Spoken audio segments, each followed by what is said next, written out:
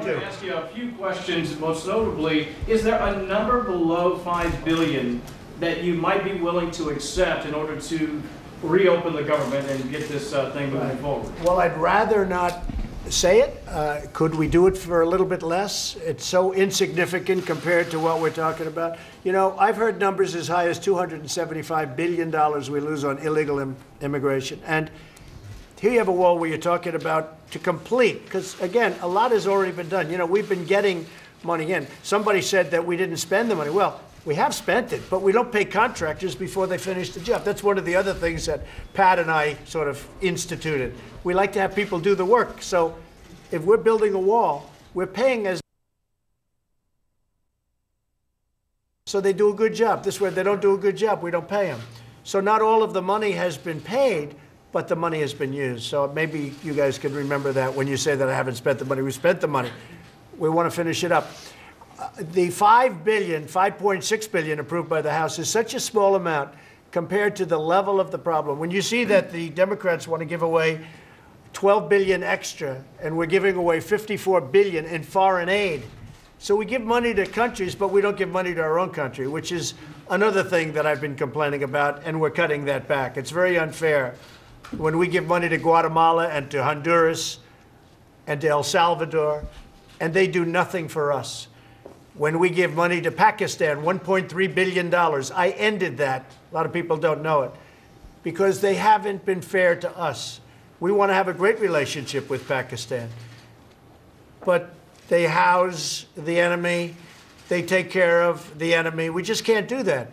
So I look forward to meeting with the folks and the new leadership in Pakistan. We'll be doing that in the not too distant future. But I ended the $1.3 billion that we paid like it was water. We just pay it to Pakistan. So I ended that. And we ended a lot of other money that's being sent out on a monthly basis and a yearly basis to countries that don't even vote for us in the United Nations. We give them billions of dollars. They don't even vote for us in the United Nations. When we want something to help certain countries, and you know, it's not all about the rich countries, because the rich countries really do take advantage of us because they pay a very small percentage of their military, and they cheat on trade. They take advantage of us on trade. Other than that, they're wonderful, okay? But there are countries that are poor, that we will come. We don't want anything from them. We want to help them. There's some horrible things going on in the world, and we want to help those people. We don't want money from them. We don't want that. We're not looking for that. But when you have massively wealthy countries that have very low military costs because the United States subsidizes them, so they take advantage of us on military. They could easily pay us the full amounts. And they also take advantage of us on trade. So when I speak up, I mean, that's why I got elected. Issues like that, issues like the border. And it would be so easy not to do anything. When they say I'm not popular in Europe, I shouldn't be popular in Europe. If I was popular in Europe, I wouldn't be doing my job, because I want Europe to pay. Germany pays 1%. They should be paying 4%. They're paying 1%. They should be paying even more than that. Other countries pay a small percentage of what they should be paying. So, you know, when I say, I'm sorry, folks, you have to pay up, I shouldn't be popular in Europe. They do a poll. I was at 88%, and now I'm at, you know, very low number. In Europe, I don't care about Europe. I'm not elected by Europeans. I'm elected by Americans and by American taxpayers, frankly. So, you know, I think my relationship, I will tell you, with the leaders of Europe is very good. A lot of them don't even understand how they got away with it for so many years. I'll say to Angela, and I'll say to many of the other leaders, I'm friends with all of them, I'll say, how did this ever happen? And they sort of go like, I can't believe it either. They can't believe it. You know why? Because they had presidents and other people within administrations in the past that allowed them to get away. Like some of them would say, well, no one ever asked us to pay. We have negotiations going on with numerous countries right now to pay a lot of money to the United States for what we're doing for them. I wouldn't say they're thrilled, because they've had many, many years where they didn't have to pay. So now they're going to have to pay. And if that makes me unpopular in those countries, that's okay.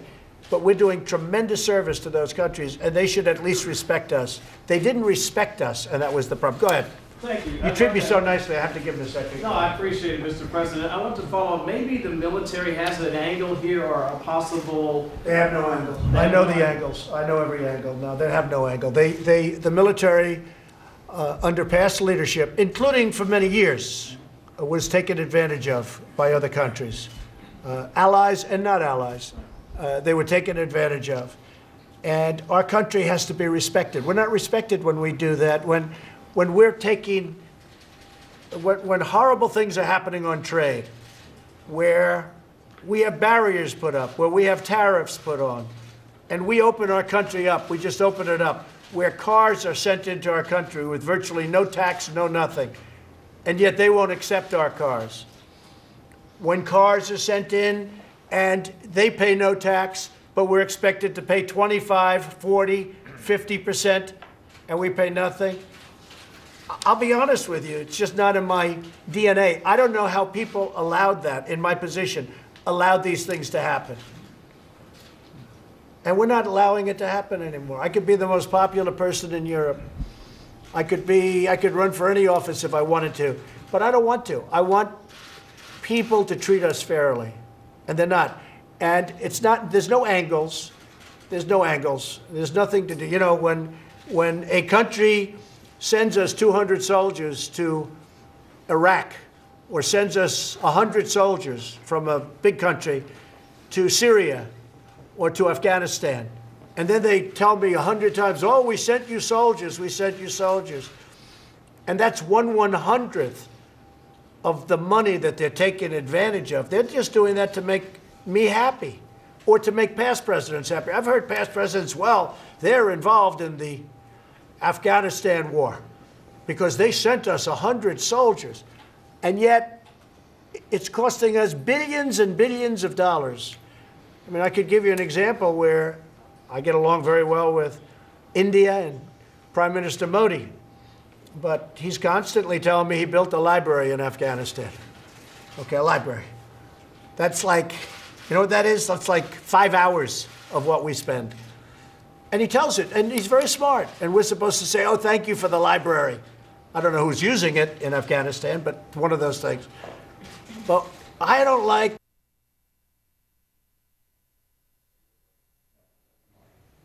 show up to negotiate.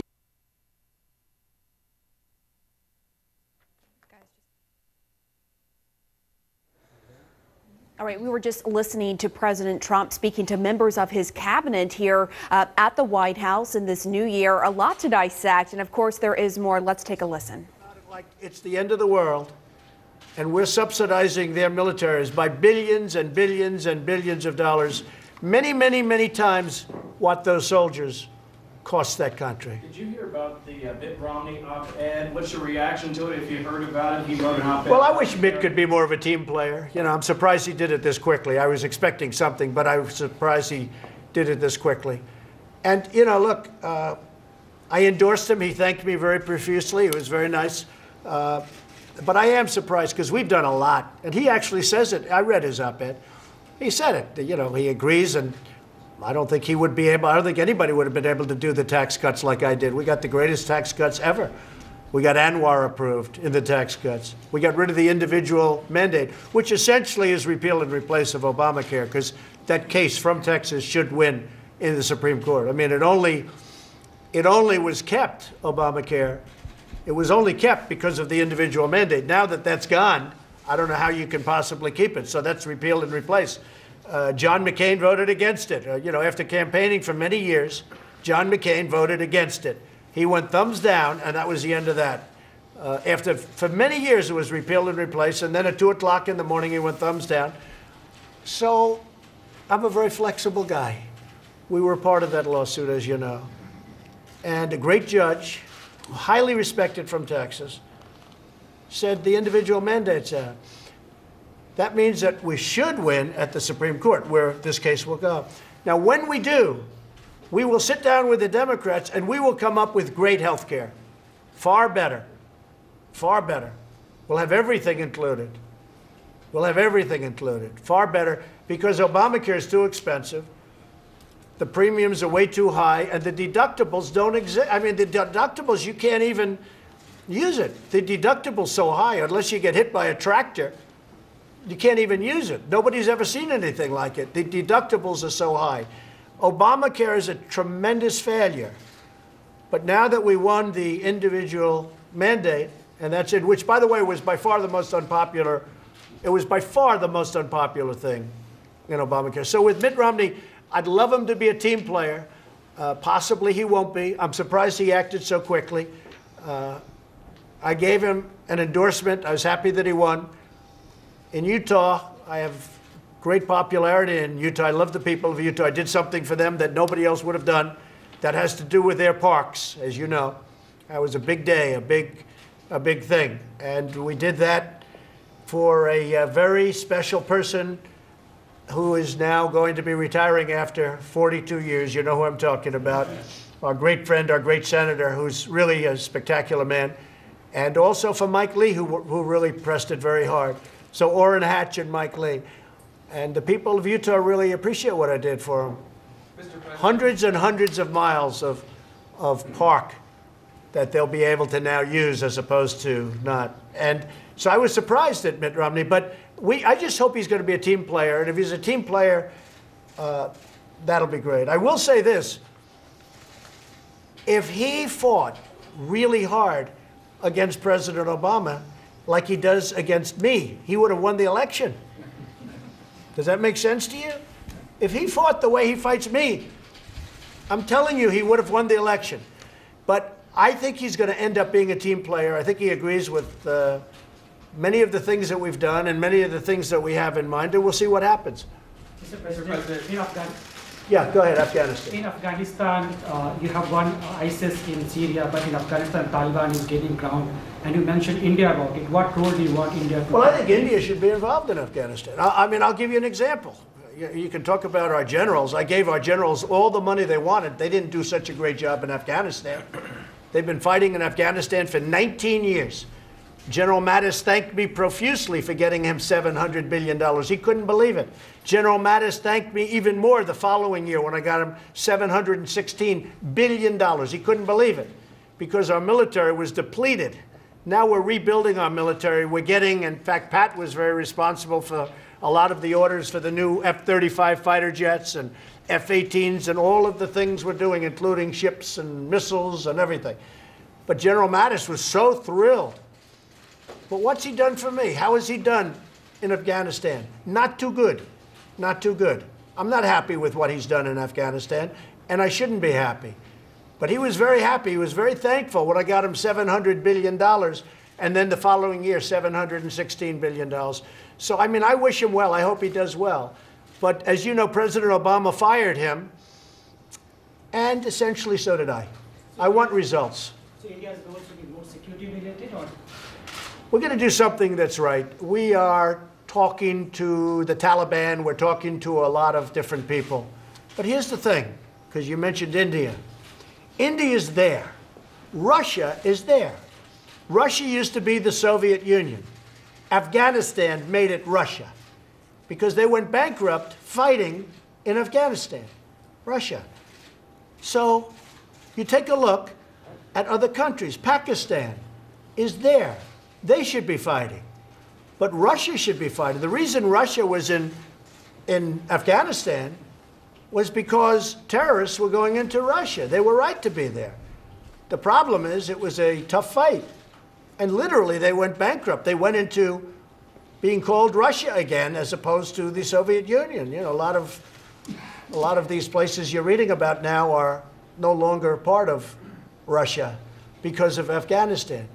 But why isn't Russia there? Why isn't India there? Why isn't Pakistan there? Why are we there and we're 6,000 miles away? But I don't mind. We want to help our people. We want to help other nations. You do have terrorists, mostly Taliban, but ISIS. I mean, I'll give you an example. So Taliban is our enemy. ISIS is our enemy. We have an area that I brought up with our generals 4 or 5 weeks ago where Taliban is here, ISIS is here, and they're fighting each other. I said, why don't you let them fight? Why are we getting in the middle of it? I said, let them fight. They're both our enemies. Let them fight. sir, we want to do it. They go in and they end up fighting both of them. It's the craziest thing I've ever seen. I think I would have been a good general, but who knows? But you know what? These are two enemies that are fighting against each other, and we end up going in and fighting. And what are we doing? But I say this, India, great relationship with Prime Minister Modi. He's a great gentleman and a great man, and he's done a fantastic job. He's brought the country together. India, Russia, you look at some of the satellite countries that are extremely wealthy with oil surrounding. I mean, I spoke to some of them. I said to a certain country, very rich country, what would you do if the United States pulled out? Oh, we'd be taken over by the Taliban and terrorists. I said, then why are you charging us when we have to use your country to send product through? Why are you charging us when we send airplanes over your country? We're doing the job for you. Why are you charging us? He said to me, very great gentleman, smart, he said to me, well, nobody ever asked me not to. I said, I'm asking you not to. He said, we will not charge you. And I'm talking about millions and millions of dollars. Flights over his country. But I say to him, what would happen if we weren't here? And he looks at me and he goes, we would be overrun. We could not defend ourselves. And yet he charges us, but he doesn't charge us anymore. Okay, yeah, please, Mr. Jeff. President, you used the word slowly when you were describing the withdrawal from Yeah, I never Syria. said fast or slow. Yeah, What's your timetable? When do you want troops to be out? I know somebody said 4 months, but I didn't say that either. I'm getting out. We're getting out of Syria. Look, we don't want Syria. Obama gave up Syria years ago when he didn't violate the red line. I did when I shot 59 missiles in, but that was a long time later. And when President Obama decided not to violate his statement that never crossed the red line, and then they did, and he didn't do anything about it. You know, making a threat is okay, but you always have to follow through with the threat. If you're going to make that threat, you can't make a threat and then do nothing. So Syria was lost long ago. It was lost long ago. And besides that, I don't want, we're talking about sand and death. That's what we're talking about. We're not talking about, you know, vast wealth. We're talking about sand and death. Now, the Kurds, it's very interesting. Turkey doesn't like them. Other people do. I didn't like the fact that they're selling the small oil that they have to Iran. And we asked them not to sell it to Iran. But the Kurds, our partners, are selling oil to Iran. We're not thrilled about that. Okay? I'm not happy about it at all. At the same time, they fight better when we fight with them. You know, when we send 30 F-18s in front of them, they fight much better than they do when we don't. And you've seen what's happened. But we want to protect the Kurds. Nevertheless, we want to protect the Kurds. But I don't want to be in Syria forever. It's sand, and it's death. And when we kill ISIS, if we don't, now everyone says, oh, then they'll come to our country. Well, that's possibly true, a very small percentage. But you know where else they're going? To Iran, who hates ISIS more than we do. They're going to Russia, who hates ISIS more than we do. So we're killing. And then I read when we pull out, oh, Russia's thrilled. Russia's not happy. You know why they're not happy? Because they like it when we're killing ISIS, because we're killing them for them. And we're killing them for Assad.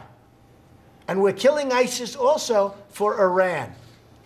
And just while we're on Iran, because, you know, people don't like to write the facts. Iran is a much different country than it was when I became president.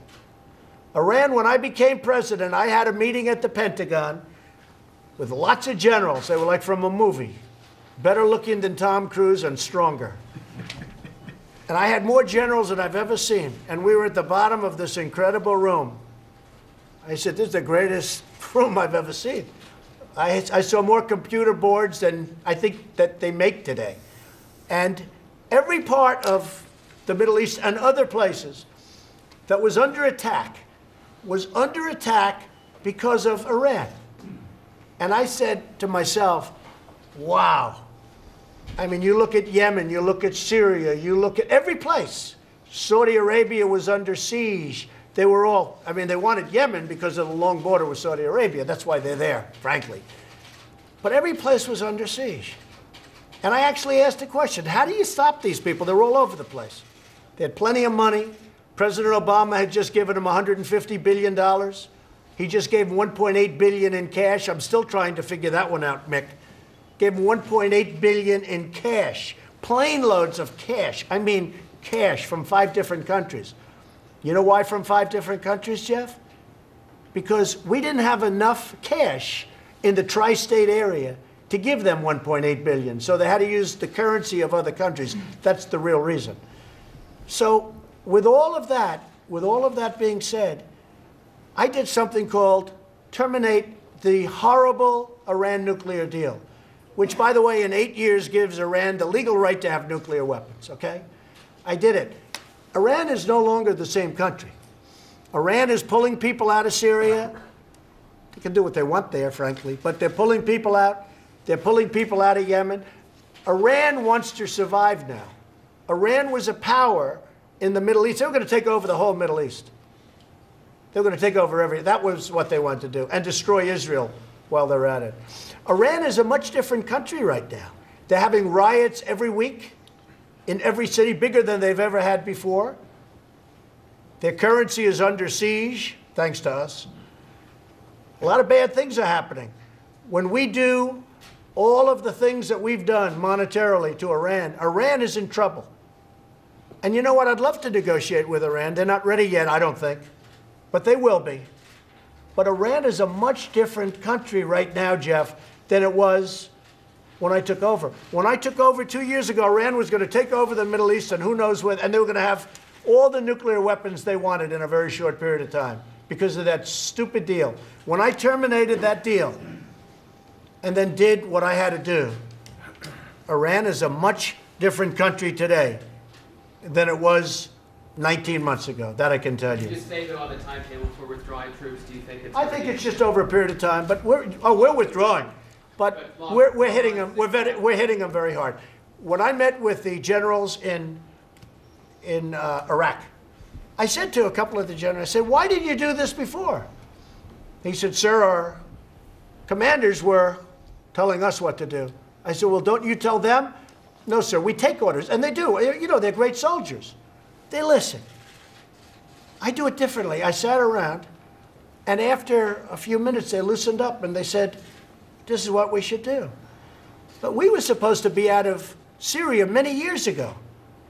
If you remember, we went to Syria for some spot hits, and that was 5 years ago, and we never left. I don't want to be in Syria. I go to Walter Reed Hospital, and I see soldiers that are so badly injured and hurt. I don't want that. I don't want it. And I want to rebuild our country. And I want to spend money on our military without depleting it every day. I want to spend money on our country. And that's what's happening. And our military is getting really strong. I mean, I could tell you stories when I first got here about our military that I don't even want to talk about. I don't even want to talk about. And one of the things I've told the secretary and other people, we do these reports on our military. Some IG goes over there, who mostly appointed by President Obama, but we'll have ours too. And he goes over there, and they do a report telling every single thing that's happening, and they release it to the public. What kind of stuff is this? We're fighting wars, and they're doing reports and releasing it to the public. Now, the public means the enemy. The enemy reads those reports. They study every line of it. Those reports should be private reports. Let them do a report. But they should be private reports and be locked up, and if a member of Congress wants to see it, he can go in and read it. But for these reports, criticizing every single thing, and even in some cases saying good, perhaps, but for these reports to be leased, to give it out, essentially, forget about giving out to the enemy, is insane. And I don't want it to happen anymore, Mr. Secretary. You understand that. We'll look at the reports. Nobody more critical of, hey, it's not my fault. I didn't put us there. But we're getting out, and we're getting out smart, and we're winning. We're winning, okay? But just to answer your question, over a period of time, I never said I'm getting out tomorrow. I said we're pulling our soldiers out, and they will be pulled back in Syria, and we're getting out of Syria. Yeah, absolutely. But we're getting out very powerfully. Yes, ma'am. Mr. President, could Would you accept anything less than $2.5 billion? No, not 2.5, no. We're asking for 5.6. And, you know, somebody said 2.5. No, look, this is national security we're talking about. You know, just like we talk about the military, just like we're talking about Syria or Afghanistan or all these different places. I mean, we spend in Afghanistan more in 1 month than what we're talking about for the wall. Think of that, okay? That's another way. We spend in Afghanistan more money than most countries spend, except a few. Okay, it's ridiculous. What I'm talking about is the $5.6 billion that the House approved. And I have to tell you, the House was very impressive. They stepped up and they went in and they approved. And in all, I'm not holding Nancy to this, but she said, you'll never get the Republicans to vote for it. I never saw anything so beautiful in my life. That spurred them on. The spirit they had. And I'd like Mitt Romney to join in that spirit, because, you know, we're doing some great things. We don't need another Democrat. And you know what? I want the Democrats to join in it, too. The $5.6 billion is such a small number. Literally, it's a month. It's 1 month in Afghanistan. And we're talking about national security. This isn't just a border. This is national security. This is health and wellness. This is everything. Does that mean nothing below $5.6 billion? Well, we're going to see. Look, let's see. Maybe they have an idea. And I talk also DACA, but I just think that we're better off waiting for the Supreme Court. If the Supreme Court rules that President Obama was wrong, which they should, because, by the way, if he was right, then I've been given tremendous power. Can you imagine me having that power? Wouldn't that be scary? Right? No, if President Obama is allowed to do what he did on DACA, then I'm allowed to do whatever I want to do on things that, you know, probably a president, as he said, probably a president doesn't have the right to do. So how long do you think the government's going to stay partially shut down? Could be a long time, and it could be quickly. Could be a long time. It's too important a subject to walk away from. I was here on Christmas evening. I was all by myself in the White House. It's a big, big house, except for all the guys out on the lawn with machine guns, nicest machine guns I've ever seen. I was waving to them. I never saw so many guys with machine guns in my life. Secret Service and military, these are great people. And they don't play games. They don't like wave. They don't even smile. But I was there all alone with the machine gunners, and I felt very safe, Ben, I have to tell you. They're great people, and there are a lot of them. But I was hoping that maybe somebody would come back and negotiate, but they didn't do that. And that's okay. Look, this is really something that should be bipartisan, and we'll see if it is. I hope it is.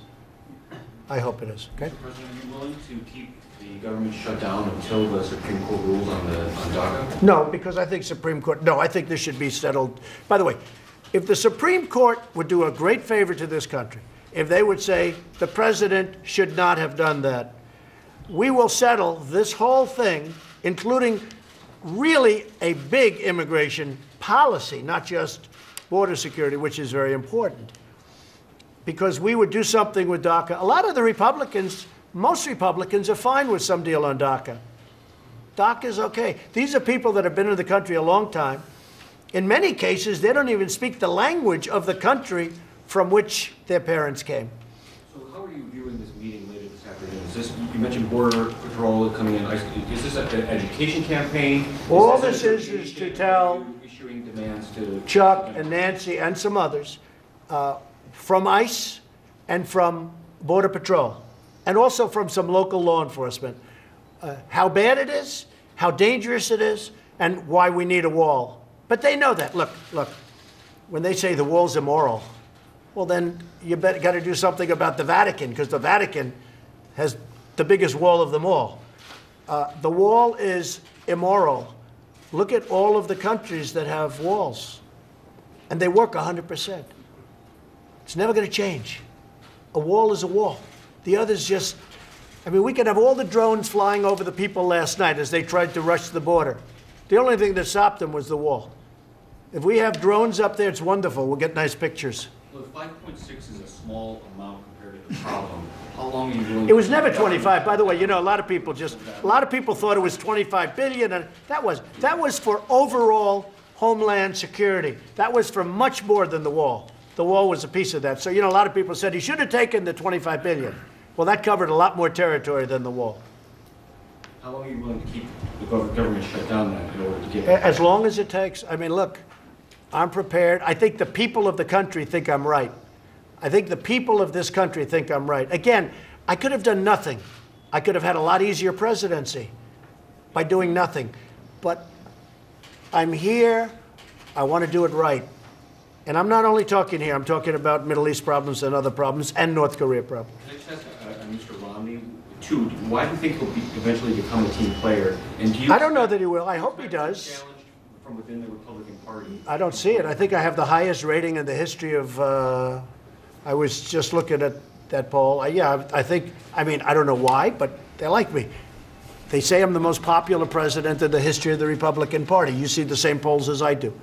A number that is hard to believe considering I never get fair press or good press. How do I have these numbers and I get bad press? Because people see the job we're doing. People see the gasoline is way down. And the reason it's way down is because I called up some of the OPEC people. I say, don't do it. You know, if you look back a few months, gasoline was at $83 a barrel. That was going to be bad. And it was going to 100, and some people were saying 125, Rick. And I made calls. I say, you better let that gasoline flow. And they did. And now it's down to 44. And I put out a social media statement yesterday. I said, do you think it's luck that happened? It's not luck. It's not luck. I called up certain people and I said, let that damn oil and gasoline, you let it flow, the oil. It was going up to $125.